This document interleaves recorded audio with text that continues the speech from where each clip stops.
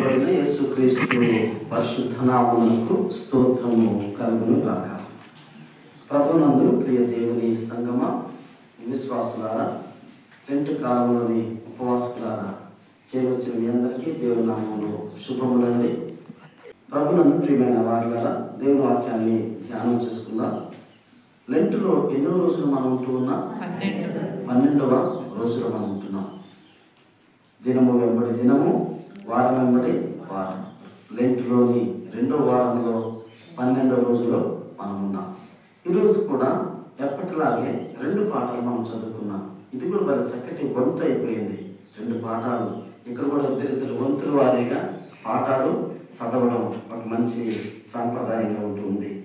ఈరోజు మనము మొదటి నిబంధన పాఠముగా ఇర్మీయా గ్రంథము 11వ అధ్యాయము మొదటి 8 వచనం చదువుకున్నాం. అలాగే 2వ పాఠంగా పరిశుద్ధమైన 8వ అధ్యాయము 47 నుంచి 48 వచనం వరకు చదువుగా విన్నాం. ఈ వాక్య భాగాన్ని ఈ ఉదయకాల ధ్యానం కొరకు, మన ఆత్మీయ లెంటు ధ్యానం కొరకు ఆలోచన చేయాలని తలస్తున్నారు. ఈ మొదటి నిబంధన పాఠాన్ని కానీ కాస్త మనస్సు పెట్టి చూస్తే, మనస్సాక్షితో దాన్ని చదివితే, దేవుడు తన ప్రజలైనటువంటి యూదా వారితోనూ యెరూషలేము కాపరస్తులతోనూ పదే పదే ఒక మాట చెబుతున్నట్లుగా ఉంది. నా మాట వినండారా, చెప్పినట్టు చేయండారా, నా మాటకు చెవివ్వండి, కాస్త నా మాటను మీ చెవిలో చేర్చుకోండి అని పదే పదే చెప్తున్నట్టుంది. ప్రతిరోజు ఈ వాక్య భాగం చదువుతున్నామండి. ఇర్మీయా గ్రంథం చదువుతున్నాం.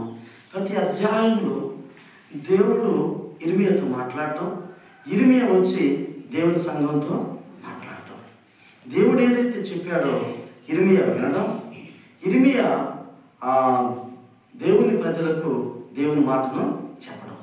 ఈ ప్రాసెస్లో, ఈ యొక్క విధానంలో ఎన్నిసార్లు చెప్పినా, పదే పదే చెప్పినా, ఈరోజు మనం చదువుకున్న వాక్య భాగాన్ని చదివి చూస్తే ఇంకా నా మాట వినడం లేదు, నా మాటను మీరు చెవిలో ఎక్కించుకోవటం లేదు, అసలు నా మాటను మీరు లక్ష్య పెట్టడం లేదని దేవుడు చెబుతున్నట్లుగా రాయబడింది. తెలంగాణ అసలు ఒక మాట ఉంది, మొత్తుకుంటారంటారే, ఒక్కటే మొత్తుకుంటున్నాడు దేవుడు, ఒకటే మొత్తుకోలు. ఏమని? నా మాట వినండి, నా నిబంధన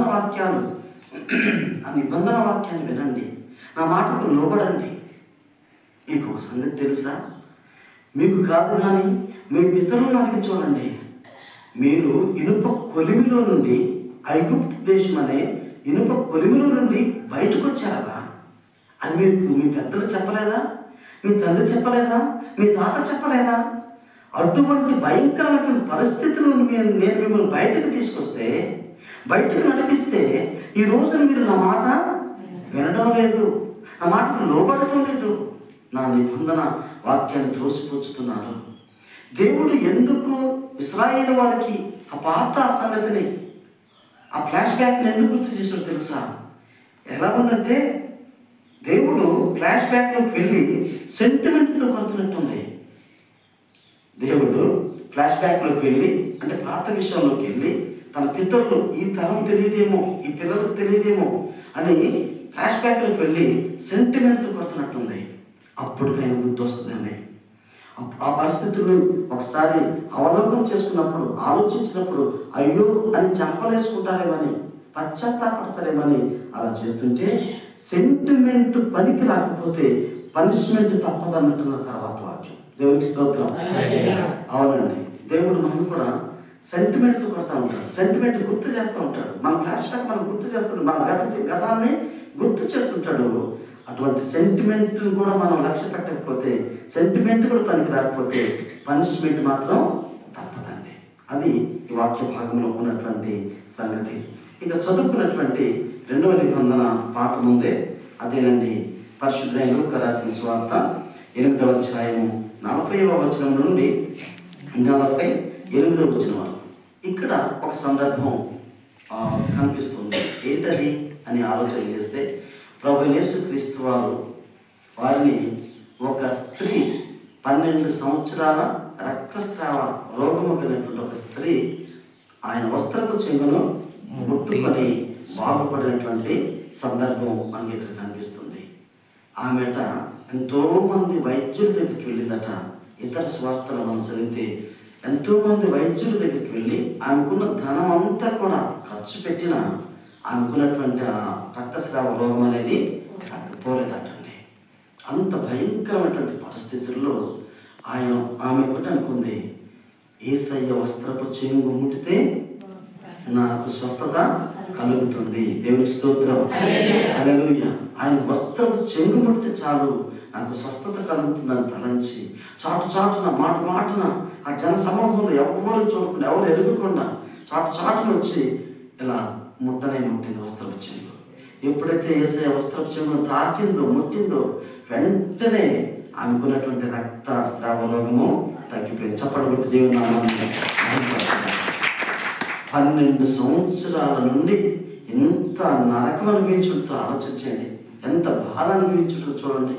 ఒక చిన్న ముళ్ళు గుచ్చుకొని ఒక చుక్క బొట్టు వస్తేనే ప్రాణం అల్లాడిపోయింది, గిలగిల కొట్టుకుంటాం. 12 సంవత్సరాల రక్తస్రావ రోగంతో బాధపడుతున్నటువంటి ఆమెను దేవుని దగ్గరికి వచ్చి దీవించబడినట్టుగా ఉంటే వారికి ఎంత మొత్తుకున్నా, వారితో దేవుడు ఎన్నిసార్లు పదే చెప్తూ ఉన్నా వారు ఆయన మాట వినకపోవడం వల్ల పనిష్మెంట్, శిక్ష తప్పదన్నట్లుగా ఉంది. ఈ 2 పాఠాలను మరొక కోణంలో, మరొక దృష్టితో, మరొక దృక్పథంతో మనం చూస్తే 12 సంవత్సరాల రక్తస్రావ రోగి ఇక్కడ కనిపిస్తుంటే అక్కడేమో పదే చెప్పిన లోబడినటువంటి జనాంగం, దేవుని ప్రజలు, సంఘము కనిపిస్తుంది. మరొకటి పైకి కనిపించే రోగం ఒకటైతే పైకి కనబడని రోగం మరొకటిలా ఉంది. ఇక్కడ ఏది పైకి కనిపించే రోగం? రక్తస్రావ రోగమేమో పైకి తెలిసేది, చెప్పేది. పైకి కనబడని రోగం ఏంటంటే దేవుడు ఎన్నిసార్లు చెప్పినా, పదే చెప్పినా ఇంకా లోబడినటువంటి రోగం. మనం ఎన్ని ఉపవాసాలు చేసినా లోబడకపోతే, దేవునికి లోబడకపోతే దేవుణ్ణి మరలా సిలువ వేసిన వారమవుతాం. దేవుని వాక్యం సెలవిస్తుంది, లోబడని ప్రజల వైపు దినమంతయు నా చేతులు చాచుచున్నా. దినమంతా తన చేతులు ఇంకా చాపుతూనే ఉన్నాడట. నీవు ఇంకా లోబడటం లేదేమని. మనం ఉపవాసం చేస్తూ లోబడకపోతే మళ్ళీ ఈ సంవత్సరం కూడా మళ్ళీ మనం ఆయన్ని సిలువ వేసినట్టు అవుతుంది.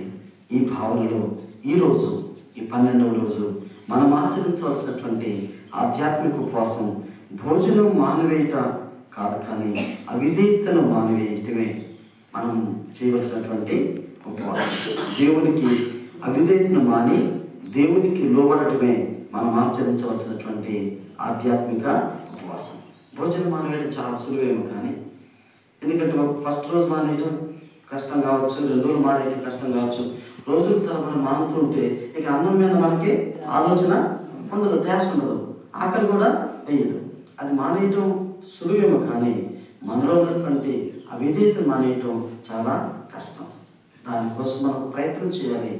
ఆ ప్రయత్నం చేయడానికి దేవుడు మనకి ఇచ్చినటువంటి మంచి కాలం ఈ అభ్యాస కాలం. ఈ 6 వారాల, ఈ 40 దినాల అభ్యాస కాలం, ఈ లెంటు కాలం. ప్రయత్నించండి ప్రియ దేవుని బిడ్డలారా.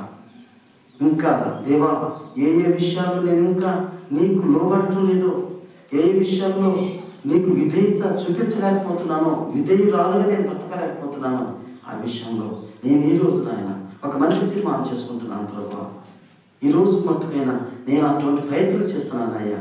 ఏ విషయం అయితే నేను లోబడలేదు, ఈరోజు నేను లోబడతానని ఆ ప్రయత్నాన్ని, ఆ అడుగును ఈరోజే ప్రారంభిస్తే ఇది మొదలుకొని అటువంటి ప్రయత్నాల్లో దేవుడు మనల్ని ముందుకు కొనసాగిస్తాడు. అటువంటి కృప పరిశుద్ధాత్మ దేవుడు అందరికీ అనుగ్రహించి దీవించునుగాక.